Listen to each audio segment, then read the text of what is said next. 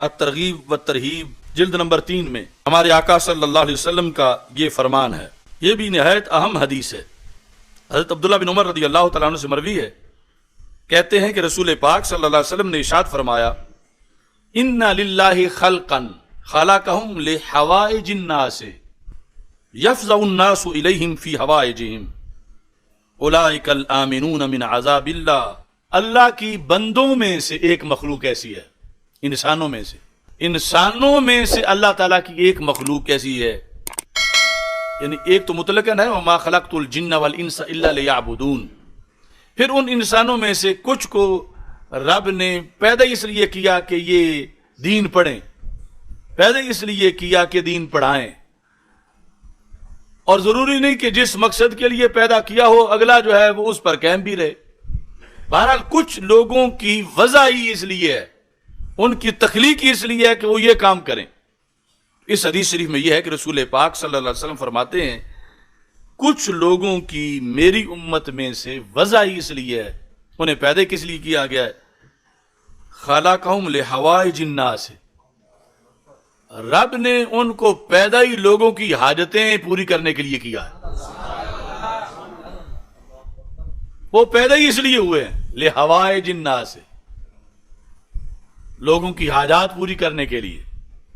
اب یہ بھی اعتقادی طور پر وہ عقیدہ توحید میں بھی، یعنی حوائج الناس، اب ایک فرقہ وہ ایسا ہے جن کے نزدیک کسی بندے کا حاجت پوری کرنے والا ہونا، یہ لفظ بولنے سے بندہ مشرک ہو جاتا ہے کہ حاجتیں تو اللہ پوری کرتا ہے، تم نے بندوں میں حاجت روا بنائے ہوئے ہیں. تو حدیث بتاتی ہے کچھ بندے رب پیدا ہی اس لیے کرتا ہے، وہ ہوتے ہی داتا ہیں.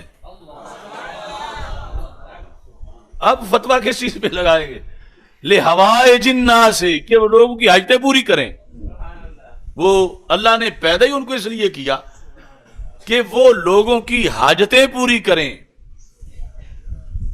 اب ظاہری زندگی میں یعنی ان کی طبیعت ہے، وہ سوشل ورکر ہیں، جس کا جو کچھ کہیں ہو وہ پہنچ جاتے ہیں، وہاں تعاون شروع کر دیتے ہیں. کچھ لوگوں کو اب وہ کون ہیں، وہ کہاں ہیں، یہ علیحدہ ہے، لیکن ایک طبقہ ہر زمانے میں زندہ لوگوں میں بھی ایسا ہے کہ جن کو رب نے پیدا ہی اس لیے کیا ہے. تخلیق اللہ کے کام معلل بالاغراض نہیں ہوتے، غرضیں اللہ کے شایان شان نہیں ہیں، لیکن حکمتیں ضرور ہیں کہ اللہ نے ان کو پیدا اس حکمت کے لیے کیا ہے. کس کے لیے، لحوائج الناس، لوگوں کی حاجتیں پوری کرنے کے لیے. تو پھر سرکار فرماتا ہے یفزع الناس الیہم فی حوائجہم، جو حاجت مند ہیں وہ ان کو پہچان بھی جاتے ہیں. یفزع الناس الیہم، لوگ گھبرا کے ان کے پاس جاتے ہیں. یہ ہے یفزع، بڑی گھبراہٹ میں ان کے دروازے پہ پہنچتے ہیں، بڑے ستائے ہوئے، مشکل میں پھنسے ہوئے، گھبرائے ہوئے. اب ظاہری طور پر معاشرے میں اور باطنی طور پر داتا صاحب جیسے لوگ، میں یستمد فی حیاتی یستمد بعد وفاتہ، یعنی اگر یہ وصف ہونا شرک ہوتا تو پھر صرف فوت شدہ ہی اللہ کے شریک ماننا جرم ہے، زندوں میں بھی شریک ماننا جرم ہے. تو پھر تو زندوں کو بھی یہ شان نہ دی جاتی کہ یہ مشکل حل کرنے والے لوگ ہیں. اور یفزع الناس الیہم، لوگ گھبرا کے کہ اور کوئی سہارا نہیں رہا، اب یہی سہارا ہے. یعنی ظاہری طور پر دنیا میں کچھ لوگ حوائج ناس کے لیے پیدا ہوتے ہیں اللہ کی طرف سے، پھر لوگ یفزع الناس الیہم، ان کی طرف گھبراہٹ میں لوگ جاتے ہیں. ان کو کیا ملتا ہے، یہ جو اس طبقے کے لوگ ہیں، یعنی وہ آتے جب ان کی تو مشکلیں حل ہوتی ہیں، ان کو خود کیا ملتا ہے. تو میرے آقا علیہ السلام فرماتے ہیں اولئک الآمنون من عذاب اللہ، ان کو یہ سند ملتی ہے کہ اللہ ان کو کبھی عذاب نہیں دے گا. اولئک الآمنون من عذاب اللہ، یہ مامون رہیں گے، انہیں عذاب نہیں ہوگا.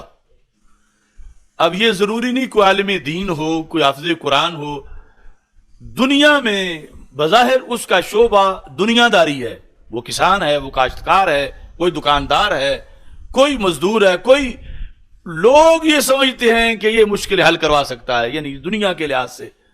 اور کچھ لوگوں کو رب نے پیدا ہی اس کے لیے کیا ہوتا ہے، ان کے گھر والے جھگڑتے رہتے ہیں اپنے گھر، یہ سارے کام پڑے، تو روزانہ کبھی کسی کے پاس گیا ہوتا ہے، کبھی کسی کے پاس، کبھی کسی کی مشکل حل کرنے کے لیے. تو ان کو پیدا ہی اس لیے کیا گیا ہے. اور ان کو کیا ملے گا؟ فرمایا پھر لوگ بھی انہیں جان جاتے ہیں. یعنی اللہ دلوں میں تعارف ڈال دیتا ہے، لوگ ان کو پہچان جاتے ہیں. کوئی دوسرے شہر سے آ جاتا ہے، کوئی تیسرے شہر سے، کوئی محلے سے. انہیں ملے گا کیا؟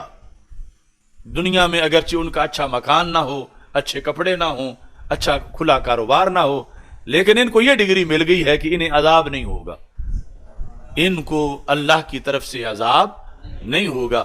اب یہ ہو سکتا ہے کوئی چھوٹے درجے کا ہو، کوئی بڑا ہو، یعنی ان کی کیٹیگریز کئی ہو سکتی ہیں. یعنی ایک ایسا ہے کہ جس کی طرف گھبرا کے سال میں 5 بندے آتے ہیں، ایک وہ ہے کہ ایک دن میں 5000 آ جاتے ہیں. یعنی آگے درمیان میں اور اوپر نیچے طبقے درجے کئی ہو سکتے ہیں. لیکن کچھ بندے مخلوق میں ہر زمانے میں ایسے ہیں کہ جن کو پیدا ہی لوگوں کی حاجات پوری کرنے کے لیے کیا گیا ہے، اور خود بھی ان کے دل میں یہ پہچان ہوتی ہے، اس لیے اپنا چھوڑ کے کسی کے لیے چل پڑتے ہیں.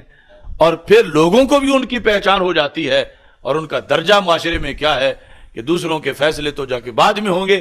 ان کے لیے یہ فیصلہ رسول پاک صلی اللہ علیہ وسلم نے فرما دیا ہے کہ یہ اولئک الآمنون من عذاب اللہ، یہ اللہ کے عذاب سے مامون. کون سا اور دین ہے جس میں اتنی ترغیب ہو خلق خدا کے ساتھ تعاون کرنے کی، انسانی خدمت کی، انسانی جذبے کی، مومنین کے حالات اور دکھ سکھ میں شریک ہونے کے لحاظ سے جتنا کہ اس میں موجود ہے جو ہمارا دین ہے.